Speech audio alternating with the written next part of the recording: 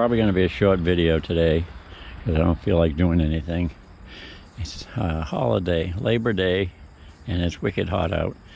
But Saturday, I cut a couple pieces here. We still got to fill this gap. And there's one on, one on the other side. So I got that done on Saturday. And you got that one on there too. Then yesterday, I figured I'd attack this truck again. And so I put some jacks under the floorboards, and I got the blocks in place right here, and I bolted it down at both sides. But after I got done, this door was closing, but now it doesn't close unless I lift up on it. And the other door, I always had that problem anyway. I don't think it's as bad as it was because I don't have to lift it so high to get it to close. So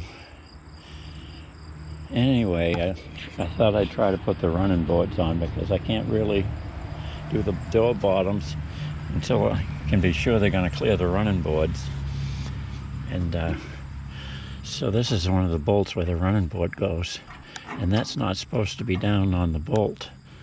That bolt goes here, and there's supposed to be at least that much of a gap difference between the bolt and the floor, and there's not.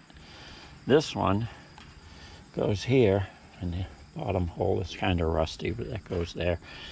That one lines up okay. And I measured from the hole up, and from there up is okay. But the front of it's not okay. And I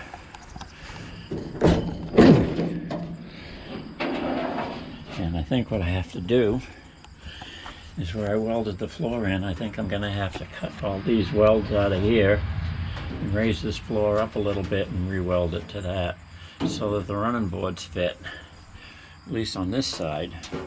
And then I've got to figure out what's wrong with why this door doesn't line up. See, there's a dovetail here that doesn't line up good with that unless I lift up on the door. And then it doesn't go into the second click, it only goes to the first one. So that's worse off than I thought. And I figure if I can't get the running boards on it, I'll have to run with no fenders. And a lot of people driving around with no fenders. But I've got the fenders and grill. Maybe I can use those without running boards. But like I was telling Richard, if I run it with no fenders, everybody's going to ask about the front end. And if I put fenders on it, nobody's going to notice. It's got the Fiero front end in it.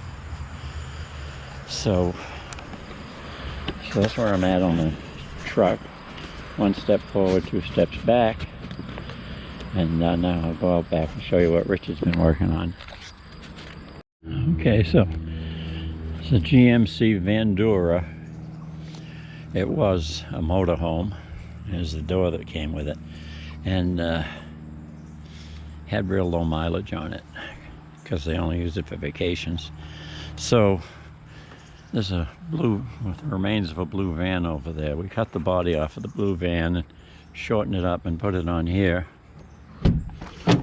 And we saved the 1976 serial number so we can register as a 76. And look at that. It's got an 8-track player. In fact, I think I even got an 8-track tape here that what the hell is the name of this one? I shouldn't have left it out here. Oh, it's Wings. Paul McCartney's group.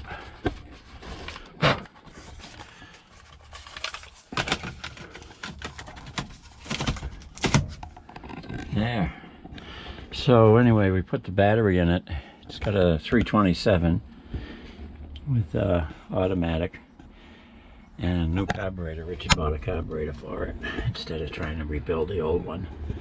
Then when he put the battery in, it clicked, and that was it in one click. So the starter might have might have got some corrosion on it or something. Got the engine cover, the blue one. It's all carpeted, so we're going to use that. And the cobwebs, I think we're going to probably have to do away with those. So anyways, we shortened it up. We still had 6 feet of room left. So took a 6 foot long step side body and split it open and put one half here and one half there. And I had to add 6 inches on this side and 6 inches on that side to make it fit right. So now it's a foot wider than it. The tailgate, of course, doesn't fit anymore. And that van, the reason I bought that one, it's I think a 95, because it was a barn door van. So the doors open this way, because we couldn't use a sliding door if we were going to do this. So I think it's the original floor from the motorhome, and it goes all the way out back. It was a wooden floor. We lifted it up and found a really nice original floor under it. And these doors, I cut them down so that they'll both open. So if you got some big long flagpole or something, it'll fit in, open the doors, and it'll slide all the way in up to the engine cover. And then if you want to put it up on top of the engine cover, it'll go even further and run into the 8-track. But we built this, Richard and I did this, I don't know, maybe 8 or 10 years ago, and never finished it. So he wants to finish it and use it. And a great swap meet truck. Branch fell off that pine tree and caved in the hood. But we're gonna knock that dent out, because the hood on the 96 van, 97, I don't know, maybe it's a 95, I don't remember, but the hood, the latches and everything underneath are different, so it won't fit on here, or it'll fit but it won't close unless we cut the bottom out of this one, put it on that one. And Richard said he likes the GMC lettering on the front, so we're gonna just knock that dent back out.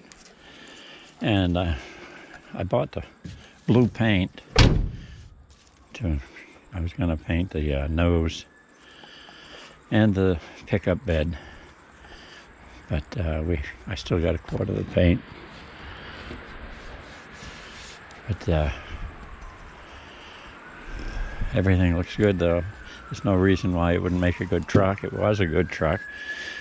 Richard I had this thing in here to go down to the gas tank, and with 2 elbows it would have worked, but Richard thought it would be better to put it here. He still needs to buy 2 elbows, so that's not working out too good.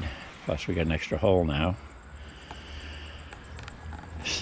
So we got a hole here that needs to be filled. I cut out a rust spot.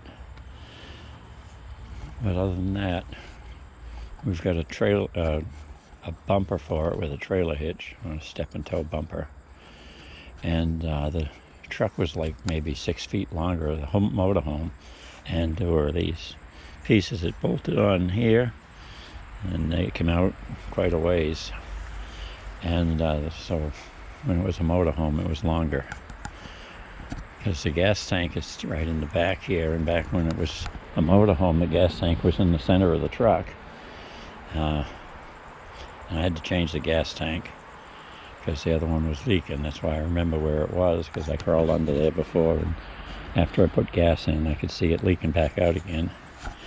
So we took the gas tank out of that blue Chevy. Well, I guess it's a GMC, I'm not sure. I think it is. Let's see what it says on the side there. It's a Rally Sport. I think it was a GMC. But it has the 8-bolt wheels, whereas that one there has dual wheels on it, dualies. So in order for it to fit.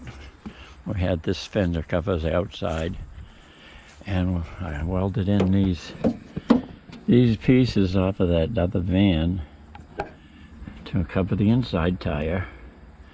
So now we got dual wheels, and missing a tail light, but that's no biggie. I think we got one inside. We bought it at a swap meet that matches this other one. So this might be on the road, if not the end of this year. He'll probably finish it up next year.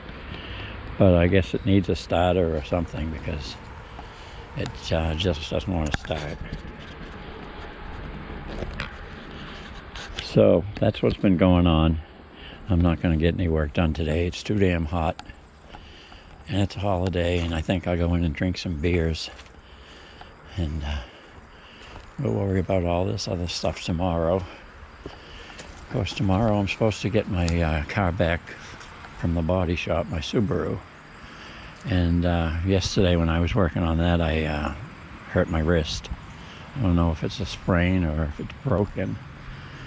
But it was hurting all night, and when I wrapped it today, the pain went away. So we'll see. Maybe tomorrow I can go to the emergency room after I get my car back and get an x-ray if it's still hurting. It hasn't been hurting as much since I put since I wrapped it with the Ace bandage, so I may be okay. So don't forget to subscribe and hit the like button, and I hope this video is long enough to make it worth putting on.